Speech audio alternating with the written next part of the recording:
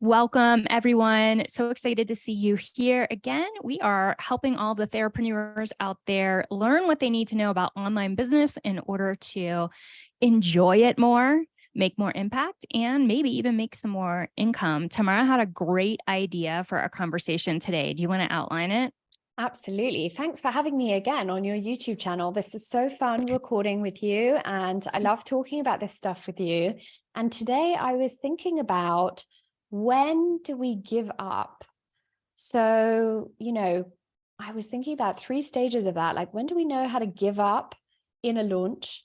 When do we know how to give up, like, just when we're trying to get something out there? And when do we know, like, when it's a good time to stop selling something that we have sold and created before? So it's kind of 3 stages of a process. Like, when do we give it up? Yeah, that's a really, really good question. I'm kind of interested to hear where our brains each go, because I have a feeling they're going to approach differently. So the first place that my brain goes is all the analytics. Like, well, let's figure out what the problem is, because if we're giving up on it, maybe it's because it's not selling. And so is it the problem is the idea? Is the problem the way that we've got the offer out there? It should be, I don't know, it should be a membership, but it's a course. Is it that we're not getting enough people to the sales page to convert at a reasonable level? Like, let's figure out where the issue is to decide if it's figure outable and fixable, or if we got to chuck it because the idea is not something that the market is ready for. So that's the first place my brain goes. Where's your brain going? I think that's a really good point, because we often feel like stopping something. We often feel like giving something up because maybe it's not selling, but just because something is not selling that's not an indication that something is not a good offer.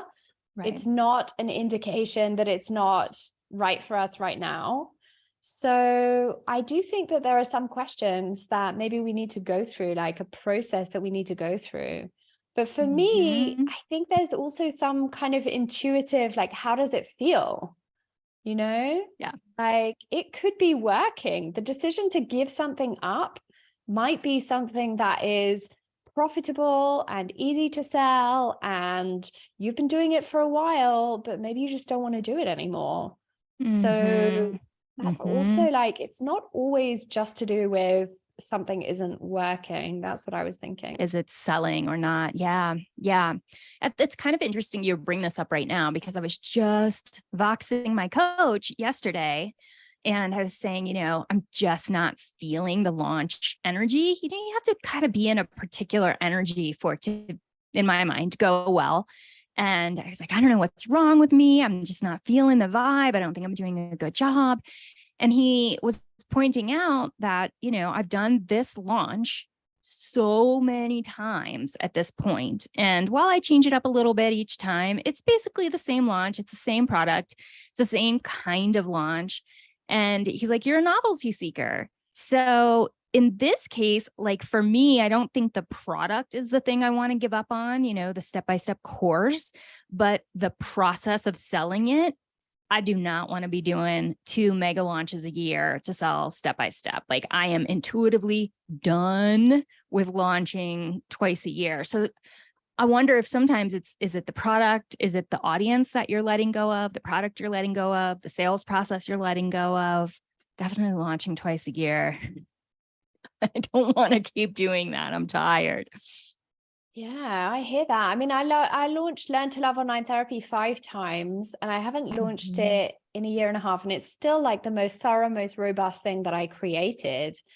But my life changed, and I didn't have time to plan a 12-week launch anymore. I didn't even have time to throw together a 6-week launch, because, I moved, and my kid is older now, and, I just haven't got the big, long chunks of time to dedicate to that. So my business also changed as well. I started selling, maybe smaller products, or throwing together, this week I'm selling something, and I wrote the first email yesterday, closes on Sunday, and today is Wednesday. I wrote the first love email how you do that. yesterday.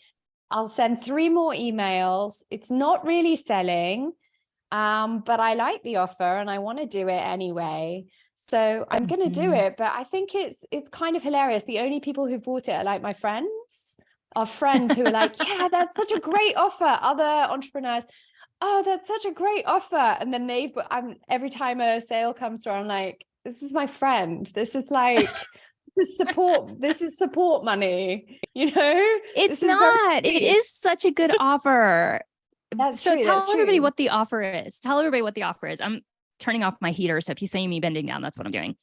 Okay, well, so the offer is I have a training about clinical wills. Clinical wills are a plan that we put in place for private practice so that we can have a set of steps, a procedure, just in case we need to close our practice or our practice needs to be closed because we're no longer available to see our clients. I'm going to be subtle in how I say things. And it's essentially dealing with like the administrative, the financial, and the therapeutic. How do we inform clients? How do we close the business, etc.? And so I have a training on that, and I have a template for it. And I've also created what I call a Biz Hub doc, which is like a very simple Google Doc where we keep all our private practice information like centralized in one place. And then so my offer for next week is to like give someone all of those things together and then spend the week together. I'll do a Q&A and be in a pop-up Facebook group and answer questions and support people so they actually get it done, because lots of people don't get it done. And even the people who buy my training will watch the training and be like, that was a great training, I should definitely do this, and then they still don't get it done.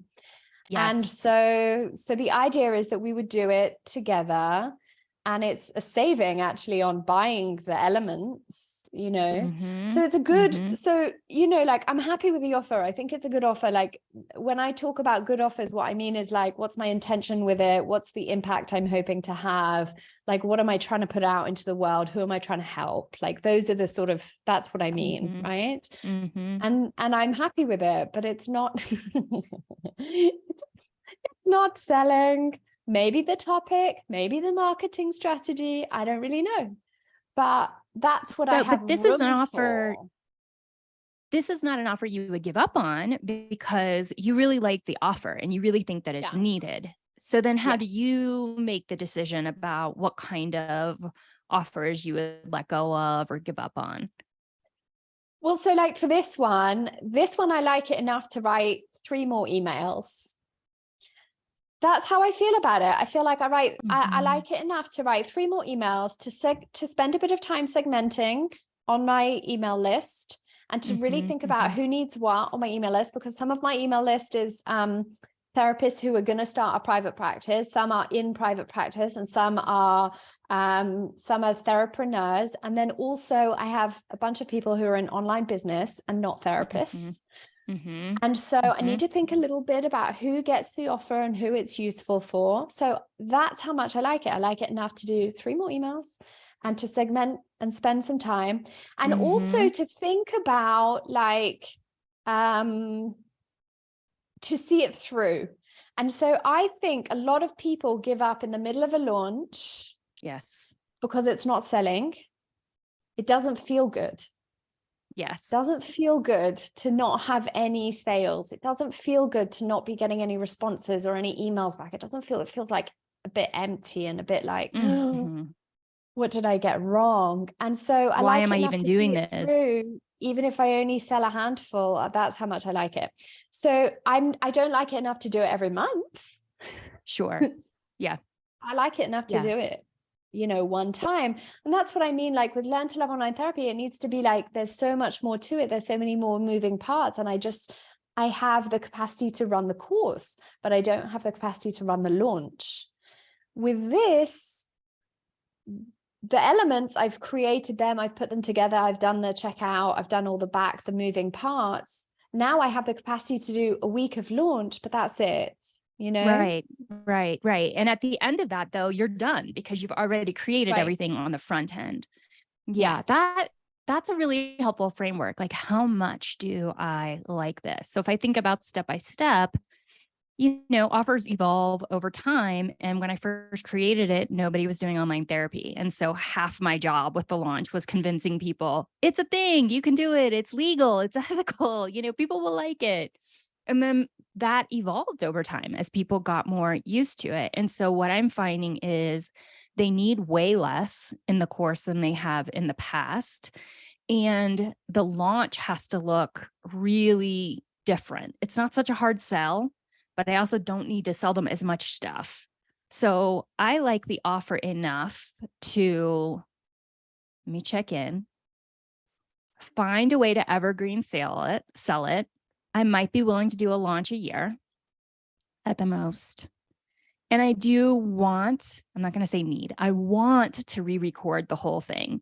I think I like it enough to re-record the whole thing. Because Wow. I think there's just so much stuff in it right now that I feel like it can be overwhelming and I could Mhm. tighten it up quite a lot. Doesn't need Okay. it, probably doesn't need it, but would it be a lot better? I think it would be. Okay. Do you think you would sell more? This is a good question you're asking here. Is it worth the effort? Would I sell more? I think if I sold it differently, whether I re-recorded it or not, if I sold it differently, it would sell more. I think the way I'm selling it now is not the ideal way to be selling it, which I had not thought of until you asked me that question. I think And there's a better way to sell it. Yeah. do you think that if you re-recorded it, that the people who went through it would get more value than they get now? I do.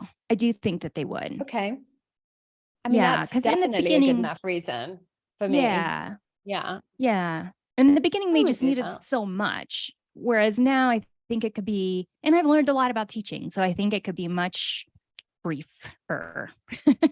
Yeah, Yeah. although I really like those early ones. There's something about that. When something's like, you can tell that someone's been doing something for a long time and it's like super slick and super like everything's very tight. And I kind of miss Mhm. those early ones where we were all, just Totally. riffing. Yeah. Hey, you I guys like don't know how to do your those. makeup for video? Let's do it together and we'll record it. No, that's one of the best videos. Don't make that one go away. That's one of the best ones. It's so Oh, fun. You're jeez, it's like, so this is what funny. you asked for. I'm going to do it. Right. You want That it? I like. Then I'll do it. Exactly. I mean, okay. So, re-recording, restructuring, I think that's fair, after new, but isn't that like a new offer then? Isn't Yes, that a you're new right. thing Yes. with a new name, a new offer, a new. That makes my heart race. That feels so scary. I don't like that. Let's not do that. Okay, I hear you. But I guess what I'm thinking about when I'm saying like, when do you give up? How do you know? And how do you give up? And but like, do people want to buy courses that we created 5 years ago? Or do people want a new thing, even if it's a restructured version of the Right. same topic? Right. Right. I mean, Like, if you am I change up going the out there title, and yeah, am I going out there and looking for things that people created 10 years ago? Not really. yeah. Yeah. Mm, What's the I don't like the cutoff? sound of that. Like what's Yeah. the cutoff? Like, because there's also like there's also like your brand that you have to think about. Like, being a stepper is an identity, right? Right. Right. Right. And for me, like, I think being a Lottie is it's small, it's a tiny community, but they're Lotties and it's an Right. identity, people who graduated from my course. And so there's something about that as well, like a new thing, a new name, you have to start like a whole new Right. identity. Right. So, what has you thinking about the restart? I hate even calling it the giving up, but the like moving on, doing something new, doing something different, retitling. Is it a novelty seeking thing? Is it a like, I don't feel like this offer has value anymore? What makes you think about it? I, I think we need to make room for something bigger sometimes. I've seen a couple of people closing big things fearlessly recently. Really? No? Yes. I've seen a couple of people being like, I know it's time to close this thing that I thought would exist forever, you know? And it has made me think about, well, what if my decision is based on, I know, like, this is hard to sell, or, you know, somehow, somewhere, something is getting lost. Like, I have a couple of offers that I absolutely love, but somewhere I'm not communicating the value, or I haven't marketed it right, or I haven't positioned it right, or I haven't, or the right people, you know, the people haven't seen it, whatever it is, it feels a bit hard to sell. So do I find a new way to sell it, or do I make room for something new? So that's kind of what it's made me think about. And in terms of my offers, I mean, I've been thinking about closing my pod, which is kind of sad because I love my sales page for the practice pod so much. And I love the people in the practice pod so much. And it's also an offer that created itself. Like, it's not, I didn't design it, it created itself. Like, someone said to me, can you do this? And then, you know, it snowballed. But I have been thinking we've talked about this that. a little. We've talked about this a little on the back end, and I don't think we ever wrapped up this part of the conversation. I remember you feeling like, kind of like I do in my momentum sometimes, about like, how much more can I give them? I feel like they have reached a level that without bringing in another coach, like, there are things that I can't help them with to help them move up. But when you brought up something similar with the pod, my reaction was very different. I was like, well, obviously they still like what they're getting, or they wouldn't still be in there. So just because you don't feel like you have more to give, or whatever it happens to be, I don't know if it's the same for you, doesn't mean that they feel like they're not getting what they need. So what's leading you to think about closing it? What is the,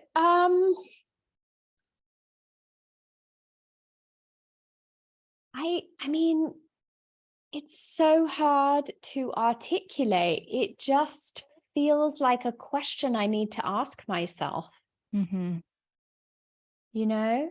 And I think, if I'm honest, if I had said the last time I launched Learn to Love Online Therapy, if I had said to myself, this is the last time you're going to launch Learn to Love Online Therapy, and then after that, I turned to Evergreen. Now I've turned to Evergreen and haven't told anyone about it. Like, nobody knows. It's there. It's sitting on the website. Nobody knows it's available.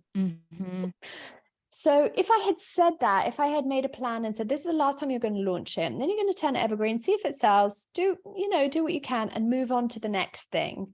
But what I often do is I add more things to my plate.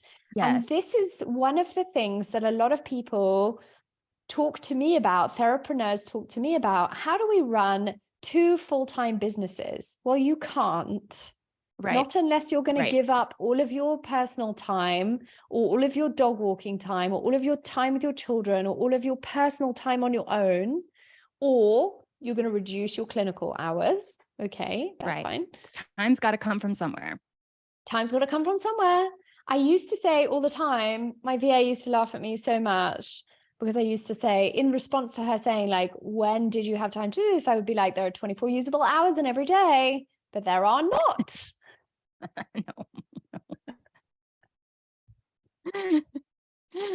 And maybe my work cycle is a little different to some people. I work really hard, and then I have a few days off, and then I work really, and I have, like, I guess we have our different unique work cycles, but yeah, I don't know. Like, I think we gotta make room. So, like, had paperwork, and then Learn to Love Online Therapy, and then adding new offers, and then pod, and then courage, and bundle. And why have I not done another bundle? When would I possibly cram it in? Like, when could I possibly do that website and get that? And I really want to. Like, I've got all the plan for everything, but I just haven't got the space, like, emotionally, apart from anything else, right? Right. Because it does take an entirely different mental space to get that offer ready to go and to coordinate all the things. This is why I feel like I've wanted to do some kind of mastermind with you for years. And it feels like we keep kicking that can because we both have a whole buffet of offers and launches and affiliates and blah, blah, blah, blah, blah.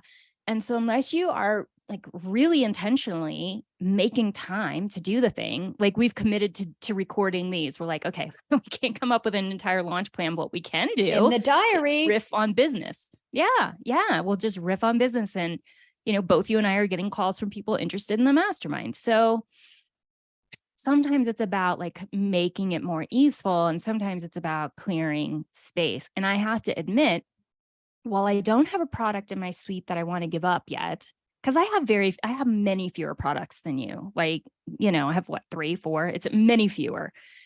I have felt a lot of internal pressure to figure out a way to make sure that this launch makes enough money that we do not have to do another launch, because there's no way for me to do all of the other things that I want to get into the foundation of the business if I'm doing 2 major launches a year.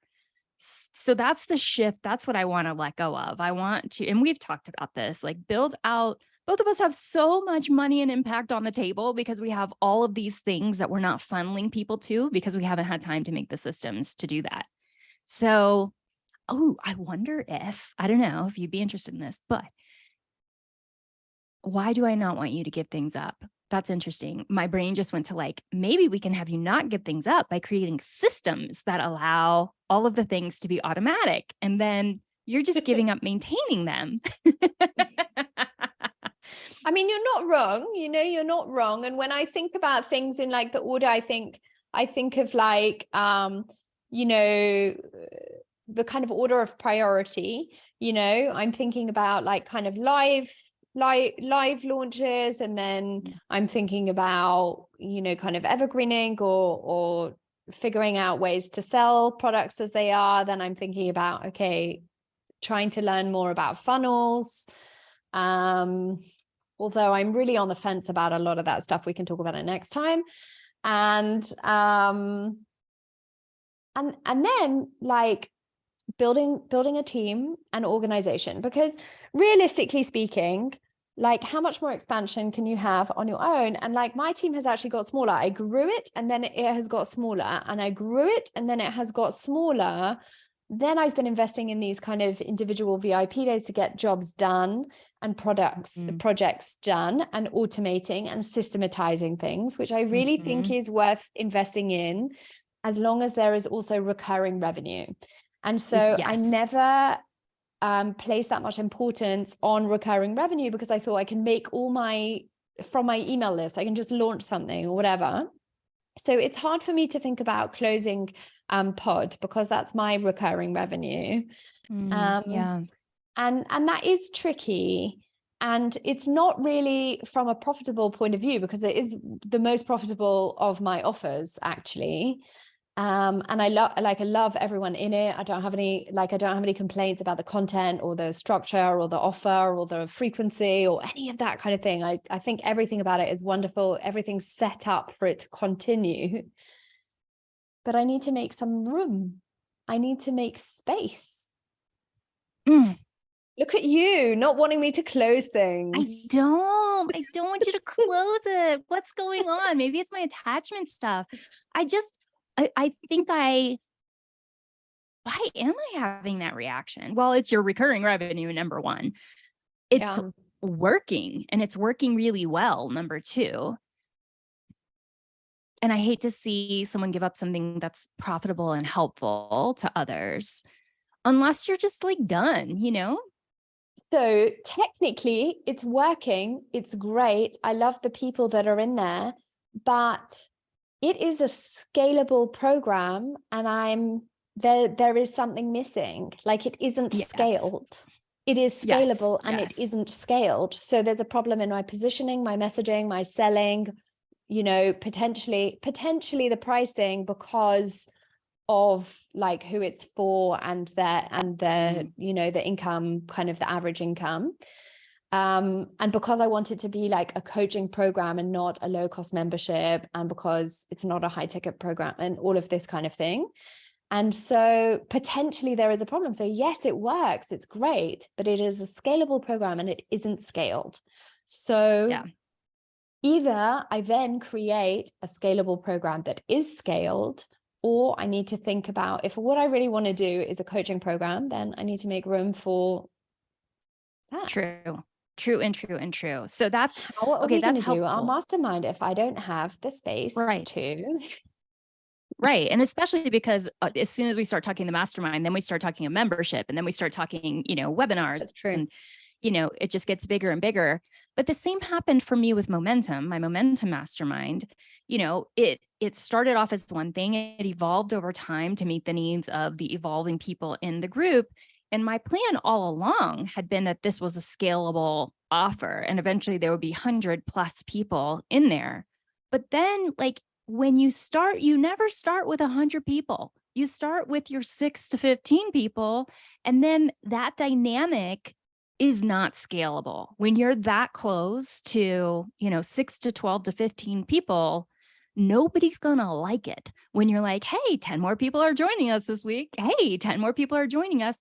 And not only do they not like it, but like, I didn't like it. I was like, screw that. I'm not scaling this offer because I love my people and I don't want to mess with our dynamic. So I created Momentum 2.0, set it up to be scalable, and it was missing the verb. Like, the verb, it missed the vibe. The vibe wasn't there. It didn't feel ooey gooey. It wasn't scalably intimate the way that Amber McHugh talks about. It was functional. It felt, functional. It didn't feel like Momentum 1.0. And so I let it go. I hear that. Hey, I let it offer go. Yes, even though I'm sure people got value from it. I'm sure you enjoyed spending time with them. Absolutely. And you let it go. So maybe I'm not quite at that spot yet, but I have to say that I kind of feel like, I don't know.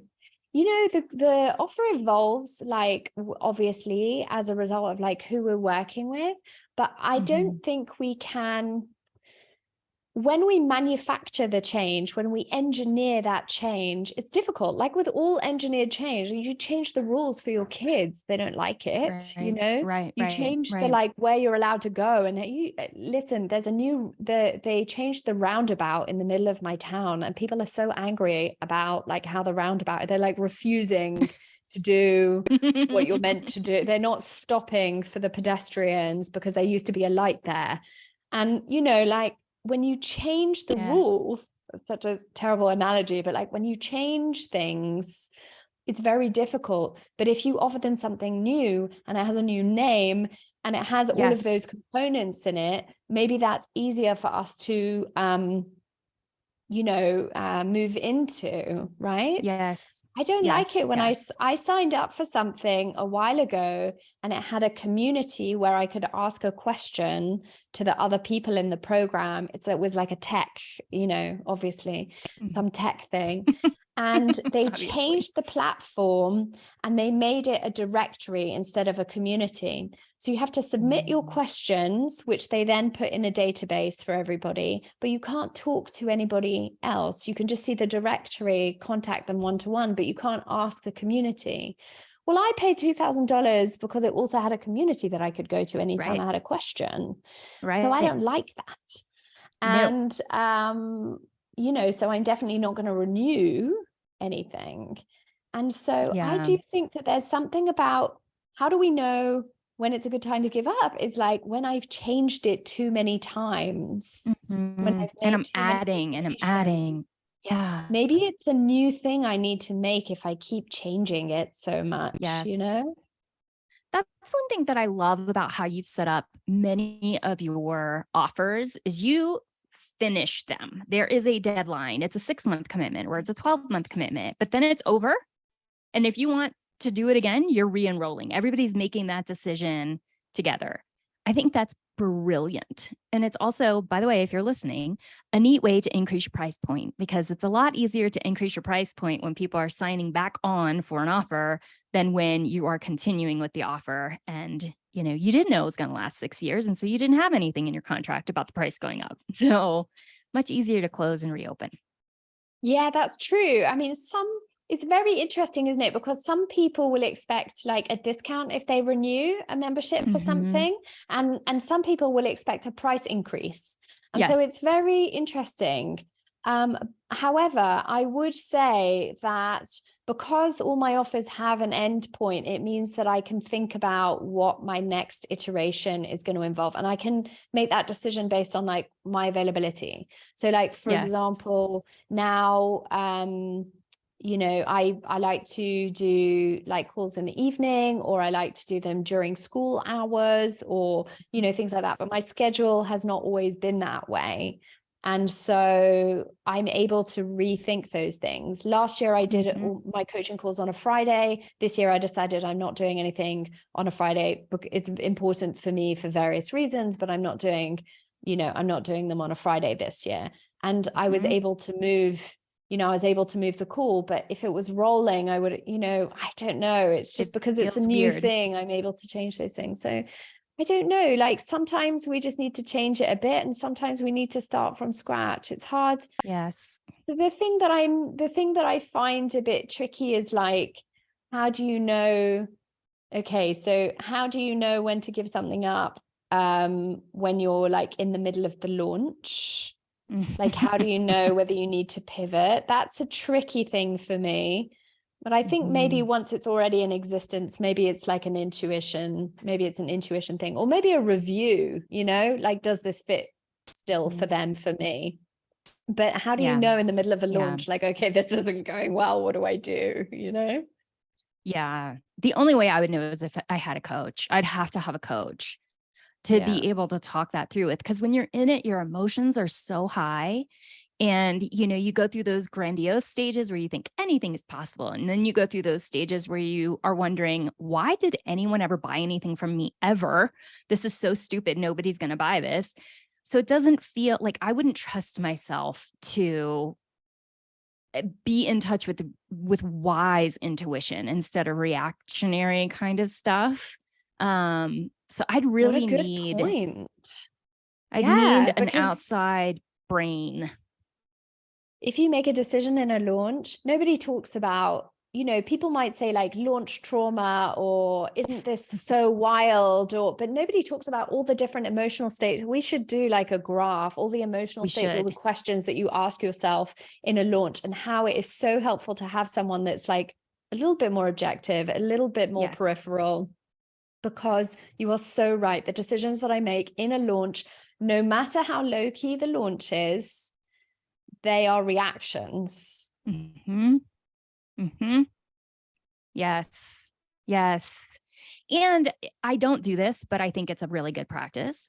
If you're in a launch if you're in a big launch, to have daily meetings with anybody on your team, to be looking at analytics, to see like, oh, okay, so what's happening with our click rates, or how did that title do? And so that you can make minor tweaks.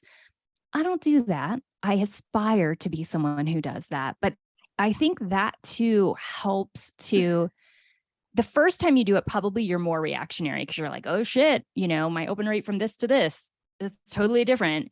After you've done it 10 times, then you have enough data that when something's in the normal range versus like, uh-oh, this is a really big problem. For example, we were in a launch a few years ago, and we had gone from we would do a Facebook Live and 200 people would show up. And that was like, kind of, it was in the really good range of normal. And then within a year, doing a Facebook Live and having 4 people show up. Obviously, that's all straight algorithm stuff that had Mm-hmm. nothing to do with anything else. Well, that's a Mm-hmm. real big problem. It didn't mean that the product wasn't good. It didn't mean that the messaging wasn't good, but it did mean that the algorithm shifted and we needed to make a significant pivot. And we're having to figure that out in the middle of a launch. So I think having business besties, having coaches, being in community with other therapreneurs is a really nice way to like not get into scarcity and not get into fear and reactionariness, and to just check it out with other people who can say like, yeah, we don't have anybody showing up at our Facebook Lives either. It's not just you. Oh, just to normalize it, and just to be like, does anyone else sort of feel like maybe they want to just go and live in hiding and change their name? Does anyone else feel like that Just me? ever? Is it Does just me? anyone feel like they can't get out of bed the day after a launch? You know, does anyone feel like even if you sold more than you thought you would, that somehow you feel disappointed? Anyone else get that? Yes. So I Yes. think And to having have other people people to be like, yes, normalize it totally. with. Yeah, absolutely. Oh, what a relief. What a relief it is to know that other people kind of go through. I wonder if it's Mm-hmm. because, of course, like most of the people that I talk to are like helping professionals who are in online business. And I wonder if it's only us. Is it only us? Is it all online business I mean, people? Is we're pretty everyone going through? emotional people, but I really think that it's everybody. Okay. I would hope that it's most people, right? Maybe that is the launch experience, you know? I remember, I know we need to wrap here, but I remember being in my first launch or two, and Marissa Lawton was my launch coach, and I went through her side hustle program. And I would just intuitively feel like we're going to sell a lot. Like, this is going to be awesome. We're going to sell so much. And she was super practical and analytical. And she'd be like, well, if we look at your numbers, we should expect about this many sales and blah, blah, blah, blah, blah. And it was so helpful to have both sides of that. And of course, then I'd bounce to like, I'm not going to sell any. This whole thing is going to be a failure, blah, blah, blah. So to be able to like move through all of those emotions and to have other people, you know, who have different stances, like Marissa's stance, I didn't even know anything about the numbers at that point. So to have her have that stance and balance things out for me was super helpful. Sorry, I got a little bit distracted because it sounds like the guy who is demoing our shed is here. Yeah, it is super helpful statistically. I think also, you know, that experience, like once someone has told you the numbers to expect, like I always remember being really like, what do you mean 1 to 3%? Oh, Why? I don't understand. They all told me that they signed up to the wait list. Why wouldn't they buy? What are you talking about? Do you know what I mean? Like none of that made yes. any sense to me at all. And I know that when I tell people that for the first time now, and I can see on their faces, the first time anyone's ever told them about 1%, it's the first time anyone's ever told them about open rates, 30 to 60%. No one's ever even mentioned those numbers before. And they're thinking like, why is no one reading my emails? You know, there's 100 people Mm-hmm. on there. Why is no one reading my emails? And I'm like, loads of them are, you know, Your this is a rates are good great. number. Your rates are very, very good. And it can feel really difficult, you know. Mhm. So we should just do like a whole thing on like the launch experience. Yes, that We would be should do like fun. a whole like a workshop or a weekend or a Oh Lord, here we go. We got another product. we're gonna have to We wrap gotta make some space. so that I can go and have my idea about the launch. What we can call it like lift your launch Launch trauma or incubator. something. Yeah. Yeah, okay, so we need to know the emotional roller coaster and what to expect, the For data sure. and the analytics, what sort of Yeah. personality should be on your team. We need all these Mm, things. yeah. Okay. All right, Self-care, y'all, put in self-care the system. comments. Yeah, yeah, yeah.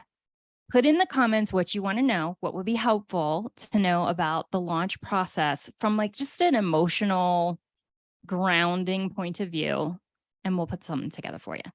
Yeah, you can see all the ideas. I'm like post-launch healing, Ooh, ooh, I like. mid-launch, um, what do you call it? Like round table with your biz besties. Yeah, yeah, yeah, Anyway, yeah. listen, what am I doing? I need to get your launch debrief template. I need it. I every time I'm like, I'm going to do a great launch debrief, and every time I do a shitty one.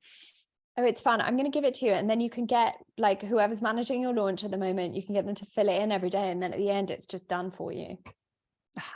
Yeah, I got to do it. All right, y'all, Okay. we have to head to our own mastermind. Let us know in the chat what you would like to know about in terms of Therapreneur space, launch related stuff, and the mastermind that we have coming up. Talk to you soon. Bye.